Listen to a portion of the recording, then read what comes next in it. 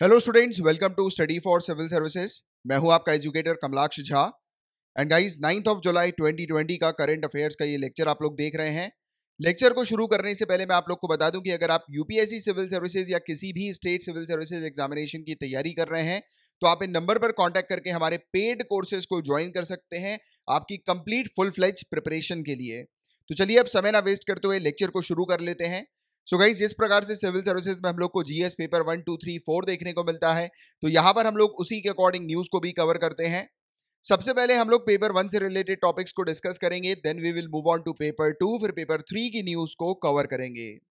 Guys, पहली news में बात हो रही है नतान्स के बारे में। क्वेश्चन आ सकता है नतान्स कहां पर लोकेटेड है, तो याद रखिएगा ईरान में हम लोग को ये नतान्स नाम की लोकेशन देखने को मिलती है। नतान्स ये ईरान की अंडरग्राउंड न्यूक्लियर फैसिलिटी है। यहां पर ईरान जो है वो यूरेनियम को निकालता है, एनरिच करता है। राइट, आपको पता होगा गाइस कि अभी कुछ समय पहले 2015 ईरान न्यूक्लियर डील जो है, इस टॉपिक को ऑलरेडी मैं आप लोग को पहले कवर करा चुका हूं, पढ़ा चुका हूं। तो इस डील से हटने का फैसला सुना दिया था ईरान ने, और ईरान ने कहा था कि वो यहाँ पर यूरेनियम जो है वो निकालेगा, राइट, भारी मात्रा में। तो कुछ इस प्रकार का एक्सीडेंट हुआ, बट उसके अभी उस पर जो है वो चल रहा है अभी रिसर्च वगैरह की ये क्यों एकदम से इसमें आग लग गई यहाँ पर, क्योंकि इस जगह पर जो है वो एकदम आग लग गई थी जहां जहां पर यूरेनियम को एनरिच करता था ईरान। तो ये जगह का नाम जो है वो है नतान्स, और ये पहला पायलट फ्यूल एनरिचमेंट प्लांट था ईरान का। हालांकि इतना इंपॉर्टेंट नहीं है, मेनली सिर्फ आपको लोकेशन पता होनी चाहिए। इस लोकेशन से रिलेटेड डायरेक्टली आपको क्वेश्चन पूछे जा सकते हैं। लोकेशन के अलावा सिर्फ ये चीज याद रखिएगा कि यहाँ पर ईरान की अंडरग्राउंड न्यूक्लियर फैसिलिटी है जहां से ईरान यूरेनियम को एनरिच करता है। ठीक है, तो ये चीज है। बात करेंगे जरदोजी के बारे में। तो देखिए गाइस, जर का मतलब जो होता है वो गोल्ड होता है, सोना, और दोजी का मतलब जो होता है वो एम्ब्रॉयडरी होता है। तो देखो, ये सोने की जो एम्ब्रॉयडरी होती है, यानी कि जो गोल्डन जो थ्रेड्स जो होते हैं, सोने के जो धागे होते हैं, तो उससे जो एम्ब्रॉयडरी करी जाती है, जो कढ़ाई करी जाती है, आप देख सकते हैं ये कपड़ों पे जो कढ़ाई होती है ना, एम्ब्रॉयडरी जिसको हम लोग बोलते हैं, तो ये जो आर्ट है, ये इस प्रकार की जो कला है, उसको जरदोजी कहा जाता है। और अभी ये सरवाइव कर रही है भोपाल में। भोपाल का जो पुराना टाउन है, ओल्ड टाउन, ओल्ड सिटी जिसको हम लोग बोलते हैं भोपाल की, तो वहां पर ये कला आज भी हम लोग को देखने को मिलती है। राइट, तो याद रखिएगा क्योंकि इस प्रकार के आर्ट एंड कल्चर में ऐसे क्वेश्चन डायरेक्टली आ जाते हैं कि जरदोजी क्या है, तो एम्ब्रॉयडरी आर्ट ये हम लोग को देखने को मिलती है, जो अभी एट प्रेजेंट सिर्फ भोपाल में सरवाइव कर रही है।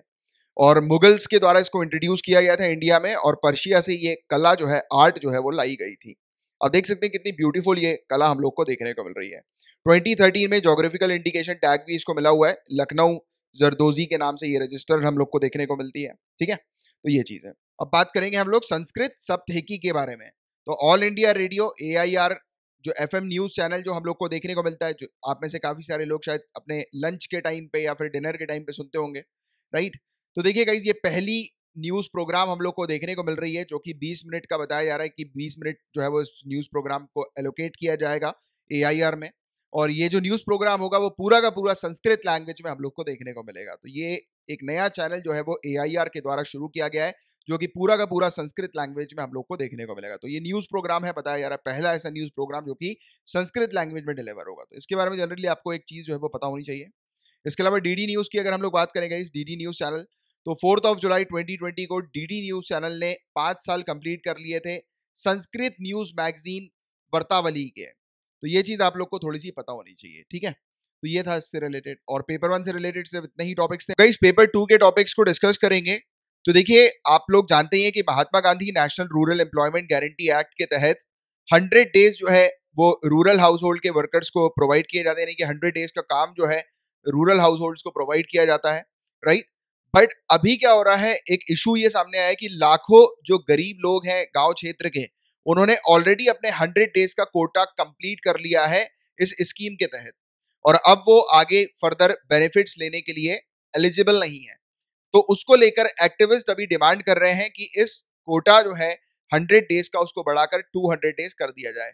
हालांकि 150 डेज जो है वो किया था हमारे जो होम मिनिस्टर थे उस समय, राजनाथ सिंह जी, इससे पहले प्रीवियस जो टर्म था, टेन्योर था हमारे ऑनरेबल प्राइम मिनिस्टर का, तो उस समय जो थे वो राजनाथ सिंह जी थे होम मिनिस्टर, और उन्होंने 100 डेज से बढ़ाकर 150 डेज किया था। वो फाइनली एप्लीकेबल तो नहीं हुआ और इन प्रैक्टिस, बट अब जो है वो इस प्रकार की स्थिति देखकर डिमांड उठ रही है अलग अलग जगह से कि इसको 100 डेज को बढ़ाकर 200 डेज कर देना चाहिए, जिससे कि लाभ जो है वो काफी ज्यादा मिल सके वर्कर्स को, पुअर रूरल हाउस होल्ड्स को। और आप जानते हैं कि आज के समय पे काफी सारे जो लोग हैं गाइस वो शहरों से कोरोना वायरस के चलते उन्होंने छोड़ दिया है शहरों को और अपने अपने गांव जो है वो वापस लौट गए। तो उसको लेकर ऑब्वियस ही बात है कि वहां पर एम्प्लॉयमेंट जनरेट करना बहुत जरूरी है और बहुत इंपॉर्टेंट है कि ये मनरेगा जो है उसके 100 डेज के कोटा को बढ़ाकर 200 डेज कर दिया जाए।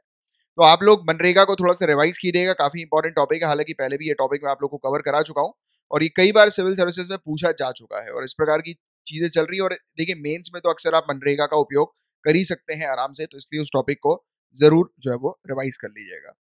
अब बात करेंगे नाटमो के बारे में, National Atlas and Thematic Mapping Organisation के बारे में। तो इसने एक चौथा अपडेटेड वर्जन जो है कोविड-19 डैशबोर्ड का वो रिलीज कर दिया। आप देख सकते हैं ये कोविड-19 का जो डैशबोर्ड है जिसमें बताया जाता है कि एरिया वाइज की किस किस एरिया में कौन से कंफर्म केसेस कोरोना वायरस के आ रहे हैं। तो उसकी पूरी रिकॉर्ड जो है, पूरी रिपोर्ट जो है वो हम लोग को देखने को मिलती रहती है स्टेट वाइज, जैसे आप देख सकते हैं यहाँ पे स्टेट वाइज भी दिखाई दे रही है। तो ये कोरोना वायरस का डैशबोर्ड है। तो ये नाटमो का हम लोग को डैशबोर्ड देखने को मिलता है। तो ये इसकी लिंक है, अगर आप चाहें कभी फ्री टाइम पे तो इस पर जाकर विजिट भी कर सकते हैं। ठीक है, तो इन्होंने अभी अपडेट किया है तो इसलिए टॉपिक न्यूज में था, बट हमारे लिए जो काम की चीज है वो है नेटमो। तो देखो गाइस, ये स्टैब्लिश हुई थी 1956 में नेशनल एटलस ऑर्गेनाइजेशन के तहत। हम लोग को ये देखने को मिलती थी पहले जब ये स्टैब्लिश हुई थी। और इसके अगर हम लोग फाउंडर डायरेक्टर की बात करें गाइस, तो ज्योग्राफी की फील्ड में जो बहुत ही यानी कि प्रमुख जो प्रोफेसर थे, SP चैटर्जी जी, तो ये हम लोग को इसके फाउंडर डायरेक्टर देखने को मिलते हैं। और इसका नाम जो है वो 1978 में चेंज कर दिया गया था, क्योंकि पहले ये सिर्फ नेशनल एटलस ऑर्गेनाइजेशन थी, बट अभी अगर आप देखें तो इसमें थीमेटिक मैपिंग ऑर्गेनाइजेशन को भी ऐड कर दिया गया, यानी कि थीमेटिक जो कार्टोग्राफी जो हम लोग को देखने को मिलती है और जो भी जो ज्योग्राफिकल रिसर्च वगैरह जो होती है, तो उसको भी इसमें शामिल कर दिया गया। जैसे कि आज की डेट में जो कोरोना वायरस से रिलेटेड जो रिसर्च वगैरह चल रही है, आए दिन जो केसेस बढ़ते जा रहे हैं, तो उस वो अपडेट किसके द्वारा किया जा रहा है? नाटमो के द्वारा किया जा रहा है। आप देखिए अपडेटेशन पर डे के हिसाब से हम लोग को देखने को मिलता रहता है, कितने बड़े हैं कितने घटे ज्योग्राफिकल एरिया वाइज। तो ये क्या कर रही है, ये पहले जो है वो सिर्फ कंट्री को टेरिटरी वाइज जो है वो मैप करती थी, बट अब जो है ये रिसर्च और काफी सारी चीजें इसने बाद में चल के 1978 के बाद से इसने ऐड करना शुरू कर दिया। जैसे कि अभी रिसेंट अगर इसने इसके एड ऑन की अगर हम लोग बात करें तो कोरोना वायरस, तो ये एग्जांपल के तौर पे आप मेंशन कर सकते हैं, राइट। तो ये चीज हम लोग को देखने को मिली। और department of science and technology जो है गाइस, तो वो हम लोग को देखने को मिलता है कि उसके अंडर जो है ये आती है नाटमो। तो उसका नाटमो का पूरा एडमिनिस्ट्रेटिव कंट्रोल जो है वो department of science and technology के पास है और कोलकाता में इसका हेडक्वार्टर हम लोग को देखने को मिलता है। ठीक है, तो ये कुछ बेसिक चीजें हैं जिनके बारे में एक जनरल जानकारी आपको होनी चाहिए। और इसके इंपॉर्टेंट फंक्शन की बात करें तो ये रटने की जरूरत है ही नहीं। अब नाटमो जो है वो मैप्स वगैरह बनाएगी, ऑब्वियस ही बात है। तो नेशनल एटलस जो है गाइस हमारे इंडिया का, उसको कंपाइल करती है ये। और जो रीजनल लैंग्वेजेस वगैरह जो होती हैं, लोकल लैंग्वेजेस वगैरह जो होती हैं, उसमें भी एटलस प्रोवाइड कराती है ये मैप्स वगैरह। और थीमेटिक मैप्स भी जो प्रोवाइड कराती है रिसर्च वगैरह की स्टडी के लिए, जैसे कि किस किस जगह पर वेजिटेशन है, किस किस जगह पर प्लांटेशन है, इस प्रकार के मैप्स वगैरह भी जो होते हैं वो इसी के द्वारा रिसर्च पब्लिश किए जाते हैं, राइट, फर्दर रिसर्च वगैरह के बाद। तो ये सब चीजें हैं। तो ये बस बेसिक चीजें, इसमें इतना ज्यादा आप लोग को रटने की जरूरत नहीं, बस एक आइडिया होना चाहिए सिंपल सा। हालांकि नाम देख के ही पूरा आइडिया हम लोग को लग गया है। काफी सारे लोग बोलते हैं कि सिविल सर्विसेज का कोर्स इतना बड़ा है, कैसे करेंगे कैसे करेंगे। कोर्स बड़ा है माना, बट चीजें इतनी सॉर्टेड और सिंपल है कि एक कॉमन अंडरस्टैंडिंग बस आपको चाहिए। अगर थोड़ी बहुत भी कॉमन अंडरस्टैंडिंग है तो आराम से जो है वो बहुत सारे टॉपिक्स आपके कवर हो जाएंगे। मैं तो कई सारे टॉपिक्स आपको सिर्फ ये नाम पढ़ा के ही कवर करा देता हूँ कि ये देखो ये पूरा लिखा है, इसी से पूरी चीज क्लियर हो गई है। यही तो आप लोग को बस अंडरस्टैंडिंग रखनी है। बट हाँ, कुछ फैक्चुअल डेटा होते हैं, उसके बारे में एक जनरल थोड़ी सी जानकारी होनी चाहिए। बाकी बहुत सारी चीजें तो ऑटोमेटिकली जो है वो क्लियर रहती हैं। अब देखिए, हरियाणा का एक ड्राफ्ट ऑर्डिनेंस हम लोग को देखने को मिला है। इसमें हरियाणा डिमांड कर रही है कि हरियाणा के अंदर जो लोकल्स हैं, जो लोकलाइट्स हैं, यानी कि जो हरियाणा के जो सिटीजन हैं, तो डोमिसाइल है बेसिकली, तो उनको 75% प्राइवेट सेक्टर में जॉब मिलना चाहिए। तो 75% प्राइवेट सेक्टर में जॉब रिजर्वेशन को लेकर एक ऑर्डिनेंस हरियाणा में देखने को मिल रहा है। ठीक है, तो इसमें कहा गया है कि जिस भी इंडिविजुअल की सैलरी 50,000 से कम की है पर मंथ, 50,000 से कम की जिसकी भी सैलरी है, वो किसी भी अगर प्राइवेट सेक्टर में काम कर रहे हैं, बट शर्त यह है कि उस प्राइवेट सेक्टर के अंदर 10 से ज्यादा एम्प्लॉयज होना जरूरी है, ये एक कंडीशन है। तो रिजर्वेशन जो है वो हरियाणा के लोकलाइट्स को दिया जाएगा। और रिजर्वेशन को का लाभ उठाने के लिए डोमिसाइल सर्टिफिकेट जो है वो पेश करना पड़ेगा एम्प्लॉय को, तब जाकर उसको ये रिजर्वेशन मिलेगा। तो इस प्रकार की चीज, इस प्रकार का ऑर्डिनेंस यहाँ पर लाया जा रहा है लोकलाइट्स को प्रेफर करने के लिए। और अगर बाई चांस कोई प्राइवेट कंपनी है, उसको कोई सुटेबल कैंडिडेट नहीं मिल पाता, जैसे कि कोई आईटी की कंपनी है, उसको भैया प्रोफेशनल स्किल्ड पर्सन चाहिए जो कि हरियाणा में नहीं मिल पा रहे हैं, तब वो आईटी की कंपनी क्या बंद हो जाएगी? नहीं, वो कंपनी क्या करेगी, वो स्टेट गवर्नमेंट से परमिट मांगेगी, यानी कि परमिशन मांगेगी, और स्टेट गवर्नमेंट उसको परमिट देगी, तब जाकर फिर ये दूसरी स्टेट से रिक्रूट कर सकते हैं एम्प्लॉइज वगैरह को। ठीक है, तो ये चीज है, इस प्रकार की चीज लोकलाइजेशन जो है उसको बढ़ावा दिया जा रहा है कि जॉब्स वगैरह में रिजर्वेशन जो है वो लोकलाइट्स वगैरह को दिया जाए। तो इसको लेकर मेंस में भी चीजें आ सकती हैं। तो ये कुछ एग्जांपल्स आप रखिए, जैसे कि हमने कुछ समय पहले कन्नीगढ़ के बारे में बात करी थी, कर्नाटका के बारे में बात करी थी, याद आ रहा है? तो वैसे ही ये हरियाणा भी हम लोग को सामने देखने को मिल रहा है। मध्य प्रदेश और इवन महाराष्ट्र ने भी इस प्रकार की चीजें जो है वो डिस्कस करी हुई थी, जिसके बारे में हमने चर्चा करी थी। कन्नीगढ़ का तो फैसला हो ही गया, उन्होंने मेरे ख्याल से स्टेट पब्लिक सर्विसेज के लिए वो रिजर्वेशन लेकर आए थे। बट ये जो है वो प्राइवेट सेक्टर के लिए भी रिजर्वेशन अब हम लोग को देखने को मिल रहा है हरियाणा की तरफ से। ठीक है, तो ये इस प्रकार की पुराना भी रिवीजन करते चला करो और इसके साथ लिंक भी करते चला करो। और पेपर 2 से रिलेटेड गाइस इतने ही टॉपिक्स थे। Now we will move on to paper 3। NASA के कुछ रिसर्चर्स हैं गाइस, उनका कहना यह है कि जितना हम लोग सोचते थे कि मून के अंदर जितना मेटल्स है, जितना हम लोग सोचते थे उससे कई ज्यादा मेटल एक्चुअल में मून के अंदर बताया जा रहा है। तो देखो ये एक सिंपल सी बात बताई गई है यहाँ पर, इतना हम लोग को इसमें डिटेल में नहीं आना है। अब नासा का लूनार रिकनसाइंस ऑर्बिटर जो है गाइस, ये थोड़ा सा इंपॉर्टेंट है। तो ये जो स्पेस क्राफ्ट है गाइस, तो इसके थ्रू जो है वो पता लगा है, इसके थ्रू एविडेंसेस कुछ मिले हैं कि मून के अंदर काफी भारी मात्रा में, काफी भारी क्वांटिटी में मेटल्स पाए गए। मेटल्स में आयरन और टिटेनियम हम लोग को देखने को मिल रहा है, राइट। और इसको मिनिएचर रेडियो फ्रीक्वेंसी इंस्ट्रूमेंट जो है, जो कि इस पे एलआरओ पे, लूनर रिकनसाइंस ऑर्बिटर पे लगा हुआ था, इस स्पेस क्राफ्ट में लगा हुआ था ये वाला इंस्ट्रूमेंट, तो उसके थ्रू जो है ये सब ऑब्जर्व किया गया है। अब ये इंस्ट्रूमेंट जो है गाइस, उसमें और भी कौन सी चीजें लगी हुई थी, तो ये इतना ज्यादा इंपॉर्टेंट, ये सब चीजें आपसे पूछी नहीं जाती, इतनी इंपॉर्टेंट नहीं है ये। ठीक है, जैसे कि इसमें कैमरा लगा हुआ था, तो वो जापान का इसमें एक हम लोग को मिशन देखने को मिलता है, कागु कागुया कागुया मिशन, और नासा का लूनार प्रोस्पेक्टर स्पेसक्राफ्ट जो हम लोग को देखने को मिलता है। तो उसके थ्रू और भी ज्यादा क्लियरिटी हो गई कि हाँ यार यहाँ पर काफी ज्यादा मटेरियल, यानी कि इन्होंने क्या किया, अलग अलग जो रिसर्च वगैरह थी, अलग अलग प्रोजेक्ट्स की, उसको मर्ज करके जब एक साथ पढ़ा, एक साथ एनालाइज करी, तब पता लगा कि वाकई में मून के अंदर काफी ज्यादा मेटल है, काफी भारी क्वांटिटी में मेटल है, जैसे कि आयरन और टाइटेनियम। बट मेन आपका फोकस जो होना चाहिए वो एलआरओ के ऊपर होना चाहिए। और देखिए यहाँ पर हिंदी में जो ये लिखा हुआ है गाइस, तो उसमें आप यही बस एलआरओ ये इसी प्रकार से पढ़िएगा। तो ये नासा का मिशन है मून के लिए, नाम से समझ में आ रहा है लूनार है, तो मून की यहाँ पर बात हो रही है, चर्चा हो रही है। ठीक है, और ये मून का लूनार प्रीकर्सर रोबोटिक प्रोग्राम जो है उसके अंडर ये हम लोग को देखने को मिलता है, राइट। और ये फ्यूचर मैंड मिशन के लिए जो नासा जो है वो टारगेट कर रहा है कि वो दोबारा से मून पर जो है वो ह्यूमंस को भेजेगा। तो उसका उस पर ये प्लानिंग चल रही है और उसको लेकर ये मिशन सामने आया हुआ है। और ये पहला नासा का new vision for space exploration का मिशन हम लोग को देखने को मिल रहा है कि स्पेस को एक्सप्लोर करने के लिए ये मिशन है। ठीक है, इसके ऑब्जेक्टिव की बात करें तो ऑब्वियस ही बात है कि ये ऑर्बिटर है, ऑर्बिटर यानी कि जो चक्कर लगाते हैं मून का। तो ऑब्वियस ही बात है ये क्या करेंगे, ये चेक करेंगे कि मून में क्या क्या चीजें हैं। तो मून के सरफेस वगैरह जो होते हैं उसको चेक किया जाता है, उसमें कौन से रिसोर्सेज हैं उसको चेक किया जाता है, उसका डिटेल मैप वगैरह जो है वो बनाया जाता है, डेटा वगैरह कलेक्ट किया जाता है कि मून के अंदर क्या किस प्रकार के रेडिएशंस वगैरह हैं। मून को स्टडी किया जाता है, स्पेशली उसके पोलर रीजन को, कि उसमें कौन से रिसोर्सेज हैं। और आगे चल के जब मैंड मिशन जब कंडक्ट किया जाएगा तो कौन सी एक प्रॉपर जगह है जहां पर सेफली जो है वो स्पेसक्राफ्ट को उतारा जा सके, बिना किसी डैमेज के, बिना किसी प्रॉब्लम के, है ना। तो ये सब चीजों के लिए ये मिशन हम लोग को देखने को मिलते हैं। तो ये बस बेसिक एक आइडिया इसका आप लोग को होना चाहिए, राइट। और गाइस 239 साइंटिस्ट के द्वारा बोला जा रहा है, वर्ल्ड हेल्थ ऑर्गेनाइजेशन को कहा जा रहा है कि World Health Organization corona virus को लेकर अपनी गाइडलाइंस को चेक करें, दोबारा से देखें, ध्यान दें। क्योंकि ये साइंटिस्ट क्लेम कर रहे हैं कि कोरोना वायरस जो है वो एयरबॉर्न है, हवा में रहने वाली ये डिजीज हम लोग को देखने को मिलती है। देखिए दैनिक भास्कर ने किस प्रकार से अच्छे से ये फोटो बना के आपको एक्सप्लेन किया हुआ है। जैसे कि कोई इंसान खांस रहा है तो इसकी जो ड्रॉपलेट्स है, ड्रॉपलेट्स जो है वो थोड़ी डिस्टेंस के बाद जो है वो गिर जाएंगे, नीचे चले जाएंगे, ठीक है। बट एयर में आप देखिए, हवा में आप देखिए कि इसके काफी सारी जो वायरस वगैरह जो है वो सस्पेंड हो गए हैं, यानी कि हवा में काफी समय तक रुके हुए हैं। तो ये होता है एयरबॉर्न। तो काफी सारी कंट्रीज, मान के चलो 32 कंट्री के 239 साइंटिस्ट ये क्लेम कर रहे हैं और ये चेतावनी दे रहे हैं, वार्निंग दे रहे हैं कि कोरोना वायरस जो है वो एयरबॉर्न है और इसको लेकर डब्ल्यूएचओ को नई गाइडलाइंस वगैरह लानी चाहिए या फिर इस पर ध्यान देना चाहिए। ठीक है, तो ये इस प्रकार की चीज जो बताई जा रही है जो कि काफी ज्यादा खतरनाक है। क्योंकि अब देखो ये इंसान तो यहाँ से चला गया, अब इस जमीन पर उसके ड्रॉपलेट्स होंगे, तो जमीन पर ड्रॉपलेट्स हो, अगर कोई पैर भी रखते तो कोई प्रॉब्लम नहीं है, प्रॉपर सैनिटाइज कर रहा है तो भी कोई प्रॉब्लम नहीं है। बट आधे घंटे बाद, 20 मिनट बाद अगर कोई यहाँ पे आके खड़ा हो जाए तो ऑब्वियस सी बात है, या फिर यहाँ पर भी, तो भी वो एक्सपोजर में है वायरस के। समझ रहे हो बात, कितना ये डेंजरस सिचुएशन अब बताई जा रही है। इसलिए मास्क पहन के ही निकलो घर से बाहर, बिना मास्क के कहीं नहीं जाना है। आजकल मैं देख रहा हूँ यार, मार्केट की स्थिति तो ऐसी नजर आ रही है मुझे आजकल। जब मैं बीच में भी हॉस्पिटल गया था, लोगों को कोई फिक्र ही नहीं है, मतलब बिना मास्क के जो है वो लोग बाग घूम रहे हैं। पता नहीं क्या है यार स्थिति, अब क्या बोले हम। चलो एनीवेज, और इसका जो मोस्ट कॉमन एग्जांपल जो है एयरबॉर्न डिजीज के, वो chicken pox virus, influenza virus, noro virus यानी कि जब वो वॉमिटिंग वगैरह जब होती है तो उस वायरस के बाद, ठीक है, और एडिनो वायरस। तो ये कुछ वायरसेस के नाम है जो कि एयरबॉर्न हम लोग को देखने को मिलते हैं, ठीक है। तो ये चीज है।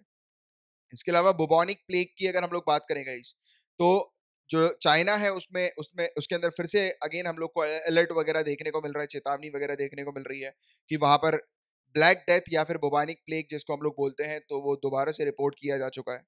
तो ये देखिए, चाइना के अंदर से पता नहीं नए नए प्रकार के वायरसेस और इस प्रकार की चीजें ऐसी खतरनाक खतरनाक आ रही हैं कि अब लगता है कि आगे चल के परमानेंटली चाइना की एंट्री जो है वो सभी देशों को बंद कर देनी है, कि कोई भी इंसान चाइना से किसी दूसरे देश में ना आए, और अगर आ रहा है तो पहले उसके लिए एयरपोर्ट पे ही अलग आइसोलेशन वार्ड बना दिया जाए कि भाई रहो यहाँ पे 1 महीना, उसके बाद फिर हमारी कंट्री के अंदर एंटर होना। पता नहीं क्या चल रहा है यार चाइना के अंदर। बाकी देखो, काम की चीज जो है वो ये वाला वीडियो है, पेंडेमिक्स ऑफ द वर्ल्ड पूरा का पूरा कवर करा चुका है। काफी कम लोगों ने इस वीडियो को देखा है, ऑन एन एवरेज लगभग मेरे ख्याल से 1500 से तो ऊपर सभी लोग जो है वो देखते हैं लेक्चर को, डेली करंट अफेयर्स को। बट आप ये देखिए, ये बहुत ही कम लोगों ने, ये बहुत इंपॉर्टेंट टॉपिक है और इसको बहुत कम लोगों ने देखा है। और मैं चाहूंगा गाइस कि आप सभी के सभी लोग जो है वो इस टॉपिक को, अगर आपने नहीं देखा है तो देख लो, और जो लोग ने देख चुका है वो जाकर रिवाइज कर लो, क्योंकि ये टॉपिक बहुत इंपॉर्टेंट है। इसमें मैंने बहुत सारी जो इस प्रकार की जो वायरसेस वगैरह जो होते हैं, जो पेंडेमिक्स वगैरह जो होती है पूरे दुनिया भर में जो फैली है, किस किस समय पे फैली है, तो पूरी की पूरी चीज मैंने यहाँ पर कवर करा रखी है। तो आप एक बार जाइए, इस पूरे वीडियो को देखिए। इसी में हम लोगों ने ब्लैक डेथ को भी डिस्कस किया हुआ था, ग्रेट प्लेग जिसको बोलते हैं, या फिर ग्रेट बुबानिक प्लेग के नाम से भी ये हम लोग को देखने को मिलती है। तो इसको एक बार जाकर देख लेना। 4 मिनट 4 सेकंड पे ये टॉपिक आपको मिल जाएगा। आप यूट्यूब के सर्च कॉलम पे सर्च कीजिएगा ओनली करंट अफेयर, उसके आगे लिख दीजिएगा पेंडेमिक्स, सिर्फ पेंडेमिक ही लिख दोगे तो सबसे पहला वीडियो यही वाला आ जाएगा। ओनली करंट अफेयर का वीडियो आपको मिलेगा ये, ठीक है। और अगर आप फेसबुक पे ये वाला टॉपिक देख रहे हो तो मुझसे मैसेज करके ये इसकी लिंक जो है वो मांग लेना, ठीक है। आगे की बात करें, ये वाला हो गया टॉपिक, ये वाला। गाइज अब हम लोग चर्चा करेंगे कंपलसरी लाइसेंस के बारे में। ये टॉपिक काफी ज्यादा इंपॉर्टेंट है, तो थोड़ा सा ध्यान देना। डिफिकल्ट टॉपिक नहीं है, काफी इजी टॉपिक है, बट थोड़े से आपके कंसंट्रेशन की यहाँ पर रिक्वायरमेंट है। आसानी से ये टॉपिक क्लियर हो जाएगा। कंपलसरी लाइसेंस जो है गाइज, ये सरकार के द्वारा इशू किया जाता है। इसको समझने के लिए सबसे पहले तो इंटेलेक्चुअल प्रॉपर्टी और पेटेंट्स वगैरह क्या होते हैं वो आपको जानना जरूरी है, और वो आपको मिलेगा यहाँ पर। ये मैंने पूरा ये टॉपिक कंप्लीट कवर कराया हुआ है 2 मई 2020 को, अभी 2 महीने पहले ये टॉपिक हम लोगों ने डिस्कस किया था। तो ये टॉपिक पे आप जाइए, 20 मिनट 42 सेकंड पे आपको ये टॉपिक मिल जाएगा, ये ओनली करंट अफेयर के नाम के लेक्चर पर ही। तो आप जाइए और सबसे पहले तो इस टॉपिक को देखिए। इस टॉपिक को आपको देखेंगे आप तो मेनली आप लोग को ये क्लियर हो जाएगा कि इंटेलेक्चुअल प्रॉपर्टी जो है वो क्या होती है और उनको क्यों प्रोटेक्ट करने की आवश्यकता है।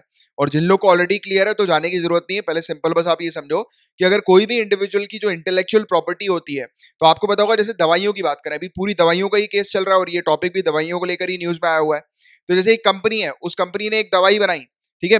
दवाई बनाई मतलब कि सबसे पहली बार उस इंसान ने दवाई को डिस्कवर कर दिया कि हाँ यार ये दवाई है, जैसे कि कोरोना वायरस की कोई दवाई, उसने डिस्कवर कर दी कि यार ये दवाई है जो कि कोरोना वायरस पेशेंट्स को काफी हेल्प करेगी। अब सरकार क्या कहती है? सरकार ये कहती है कि जिस भी कंपनी ने ड्रग्स को मैन्युफैक्चर किया, उस कंपनी के पास जो है वो पेटेंट राइट है 20 सालों का, 20 ईयर्स का, कि उस कंपनी के द्वारा बनाई गई दवाई को कोई और कॉपी नहीं कर सकता। अगर वो करेंगे तो उनके खिलाफ सख्त कार्रवाई की जाएगी, क्योंकि आपने देखा कि दवाई जो होती है उसके रैपर पे अगर आप देखेंगे तो पूरे कंटेंट्स लिखे रहते हैं कि उस दवाई में क्या क्या मिला हुआ है। तो इससे क्या हो सकता है, एक इंसान ने 20-25 साल 50 साल की मेहनत करी, क्योंकि देखो दवाई बनना कोई खेल मामूली काम तो है नहीं, छोटा मोटा, कि वो एक आध 20 साल 6 महीने 8 महीने में बन जाए, नहीं हो सकता पॉसिबल, राइट। अगर एक कोई कंपनी बना रही है तो वो कंपनी रिसर्च करती है उसके ऊपर, सालों तक साइंटिस्ट को सैलरी दे रही होती है, सालों तक वेस्ट वगैरह कर रही होती है। वेस्ट का मतलब क्या है कि साइंटिस्ट ने एक दवाई बनाई, काम नहीं की, तो वो क्या हुआ, जितने भी केमिकल प्रोडक्ट्स उसमें यूज हुए हैं वो तो वेस्ट हो गए। और फिर जब एक बार दवाई बन जाती है तो खेल सिर्फ इतना ही नहीं है खर्चे का, उसके बाद भी खेल क्या है, उस दवाई को रजिस्टर करना, पेटेंट करना, उसमें खर्चे, उस दवाई का ऐड करना, प्रमोशन करना, उसमें खर्चे।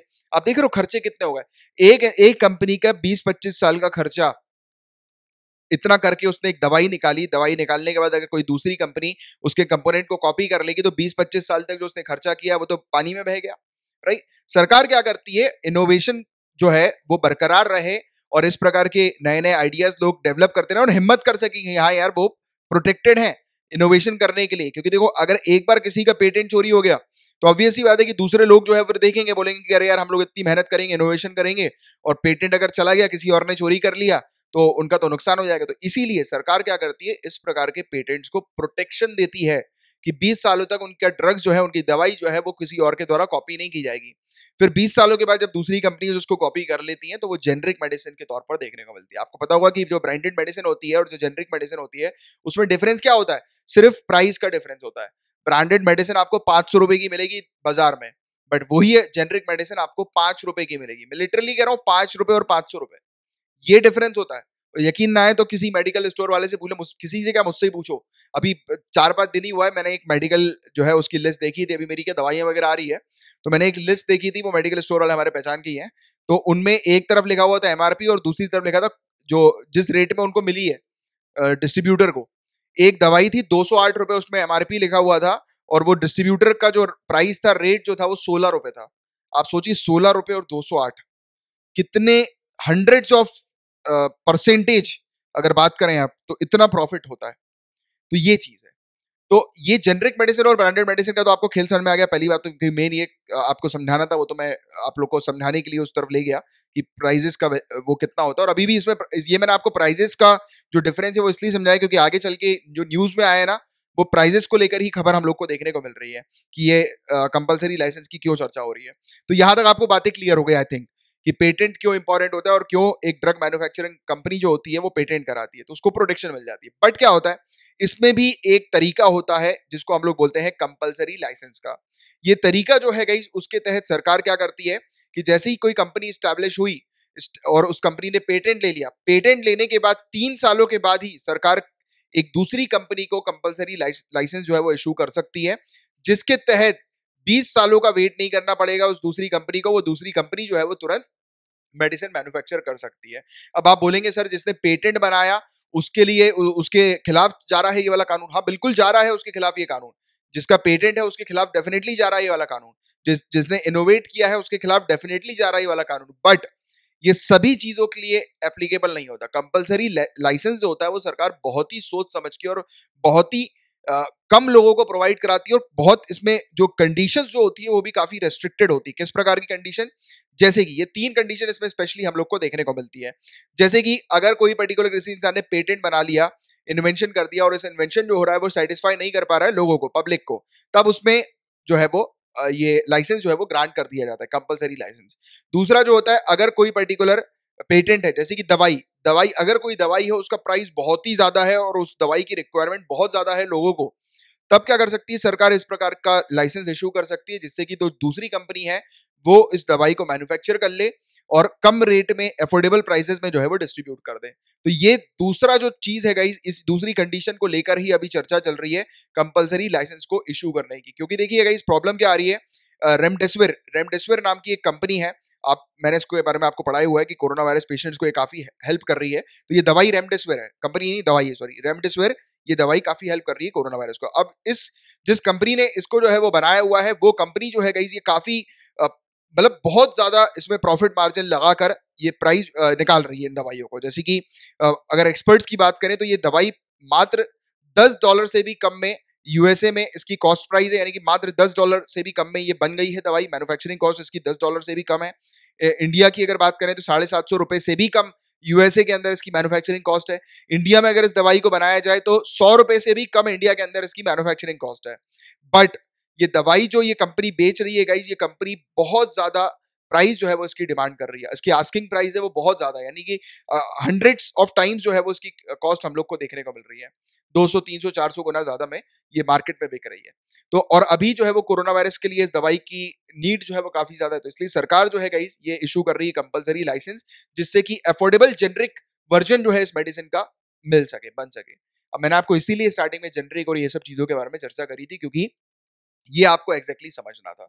और इसको लेकर जो क्लॉज 2 है 92 है पेटेंट एक्ट का गाइस, ये चीज हम लोग को यहाँ पर देखने को मिल रही है क्योंकि ये कंपलसरी लाइसेंस वाली जो चीज है गाइस पूरी की पूरी ये चैप्टर 16 इंडियन पेटेंट एक्ट 1970 के तहत हम लोग को देखने को मिलता है, और भी काफी सारे जो इंटेलेक्चुअल प्रॉपर्टी राइट्स जो होते हैं गाइस, तो उसके अंदर भी डिस्कस किया हुआ है कंपलसरी लाइसेंसिंग को। तो इतने कंसेप्ट जो है वो आप लोग को कंपलसरी लाइसेंसिंग से रिलेटेड समझने थे। इसको दोबारा से एक बार पॉइंट वाइज रिवाइज कर लेते हैं, जो मैंने आपको पूरी चीज बताई। सिंपल सी चीज याद रखना, कंपलसरी लाइसेंस का मतलब ये है कि अगर एक बार किसी इंसान को पेटेंट मिल गया, पेटेंट मिलने का मतलब जो है वो इंसान की प्रॉपर्टी आप बना नहीं सकते, मैन्युफैक्चर नहीं कर सकते, यूज नहीं कर सकते, सेल नहीं कर सकते बिना उसके उनके ऑथराइजेशन के। बट जब एक बार सरकार कंपलसरी लाइसेंस रिलीज कर देती है, तो आप किसी पेटेंट प्रोडक्ट की भी जो मैन्युफैक्चरिंग कर सकते हो लीगली, उसको यूज कर सकते हो, उसको सेल कर सकते हो। ये चीज होता है कंपलसरी लाइसेंसिंग का। बट उसमें कुछ टर्म्स एंड कंडीशंस हम लोग को देखने को मिलते हैं।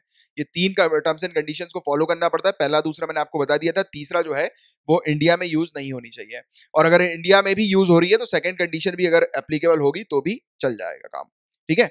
और कंपलसरी लाइसेंस का फिनोमेना जो है गाइस, ये काफी ज्यादा सपोर्ट किया जाता है डेवलपिंग कंट्रीज के द्वारा, और एक डिबेटेड मामला हम लोग को देखने को मिलता है, क्योंकि डेवलपिंग कंट्रीज जो होती हैं वो कंपलसरी लाइसेंसिंग को सपोर्ट करती हैं, और जो डेवलप्ड कंट्रीज जो होती हैं वो अपोज करती हैं। उनका मानना ये है कि ये वाली जो कंपलसरी लाइसेंसिंग जो है वो नहीं होना चाहिए, क्योंकि ये इंटेलेक्चुअल प्रॉपर्टी राइट्स के खिलाफ ही हम लोग को देखने को मिलती है, राइट। तो ऑब्वियस ही बात है, किसी ने इन्वेंशन किया तो उसके इन्वेंशन को जो है वो आप बिना उसके ऑथराइजेशन के, या फिर उसकी जो बनी बनाई जो इतने सालों की जो मेहनत है वो सरकार ने जो है वो किसी और के हाथ में दे दी, राइट। यानी कि बनाया उसने खाना और प्लेट सजाकर किसी और के सामने रख दी उसने खा ली। जैसे कि नोट्स आपने बनाया आईएएस के, आपके दोस्त ने उठा के आपके नोट्स जो है वो पढ़ के उसने निकाल लिया प्री, राइट। तो ये चीज है।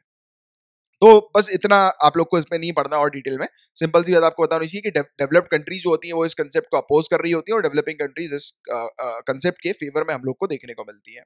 और ये वाला जब आप टॉपिक पढ़ोगे गाइस, तो आपको पता लग जाएगा कि यूएसए की जो प्रायोरिटी वॉच लिस्ट है उसके अंदर आज भी इंडिया हम लोग को इसी पर्पस के लिए देखने को मिलती है, क्योंकि हमारे यहाँ इंटेलेक्चुअल प्रॉपर्टी राइट्स जो है गाइस वो उतना उसका इन्फोर्समेंट जो है वो उतना स्ट्रांग नहीं है। आप ये वाला टॉपिक जरूर पढ़िएगा, ये बहुत ज्यादा इंपॉर्टेंट ये टॉपिक है। इसमें आपको इंटेलेक्चुअल प्रॉपर्टी राइट्स के बारे में भी क्लियरिटी हो जाएगी, और बाकी ये पूरा टॉपिक देखिएगा, सिर्फ यहाँ इसी स्लाइड पे मत रुक जाइएगा, इसके आगे भी जो पढ़ाया हुआ है वो भी एक बार देख लीजिएगा थोड़ा सा, ठीक है। तो ये चीज है। और अब नेक्स्ट टॉपिक की बात करें, national highway authority of India, ये रोड जो है गाइस उनको रैंक करेगी उनकी क्वालिटी सर्विसेज के लिए। अब रोड्स को रैंकिंग देना है, तो नाम से ही आपको मतलब क्लियरिटी तो है, इस टॉपिक से ही आप लोग को होगा कि किसी रोड को रैंकिंग दी जाएगी तो उसमें क्या क्या चीजें देखा जाएगा, कि वो रोड कितनी एफिशिएंट है, उस रोड में कौन सी सर्विसेज है, उस रोड में सेफ्टी फीचर्स किस प्रकार के हैं, प्रॉपर स्पीड ब्रेकर्स है कि नहीं है समय समय पे, प्रॉपर साइन बोर्ड्स है कि नहीं है समय समय पर, राइट। और वहां पे क्रैश बैरियर है कि नहीं है, रोड की मार्किंग्स वगैरह चेक की जाती है, जैसे कि रोड की लिमिट्स वगैरह होती है ना, साइन वगैरह, मुड़ना है, अंधा मोड़, हॉर्न बजाओ, इस प्रकार की चीजें लिखी होती है रोड्स के अंदर। तो ये सब चीजें है कि नहीं है, तो ये सब चीजें देखने के बाद एनएचएआई जो है वो रोड को रैंक वगैरह प्रोवाइड कराएगी। तो ये सिंपल सी चीज आपको पता होनी चाहिए। इसमें सेपरेट रैंकिंग बीओटी, एचएएम और ईपीसी प्रोजेक्ट्स के लिए देखने को मिलेगी। ये देखो, ये वाला जो स्लाइड है ना, ये इंपॉर्टेंट नहीं है, बट फिर भी आप समझ लो कि बीओटी, ईपीसी और एचएएम मॉडल क्या होता है, जनरल जानकारी के लिए, बाई चांस पूछ लिया जाए तो, बट हालांकि इतना ज्यादा इंपॉर्टेंट नहीं है, बट फिर भी देख लो आप।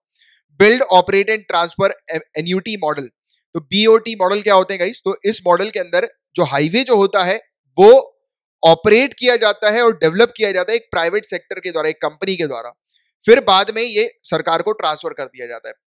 डेवलप और ऑपरेट कुछ ड्यूरेशन के लिए कंपनी करती है इस रोड को, और फिर कुछ थोड़े टाइम के बाद सरकार को जो है वो वापस दे दिया जाता है। जैसे आपने देखा होगा कई सारे टेंडर होते हैं हाईवेज के, रोड्स के, एक प्राइवेट कंपनी ने टेंडर ले लिया, उस टेंडर में लिखा रहता है कि 30 साल का या फिर 20 साल या 25 सालों के बाद आप जो है वो सरकार को ये पूरा वापस कर दोगे, ट्रांसफर कर दोगे। तो इन 20, 25, 30 सालों में ये क्या करते हैं, इस रोड के ऊपर टोल प्लाजा वगैरह लगाकर पूरा वसूल लेते हैं टोल की कॉस्ट वगैरह। कई बार आपने देखा होगा, कई बार आप कभी हाईवे में गए होगे तो आपने देखा होगा बीच बीच में कुछ कुछ टोल्स जो होते हैं वो टूटे रहते हैं, राइट, कंस्ट्रक्टेड नहीं रहते, या फिर आपको आप जाते हो तो ऐसा लगता है कि यहाँ पर पहले टोल था अब नहीं है।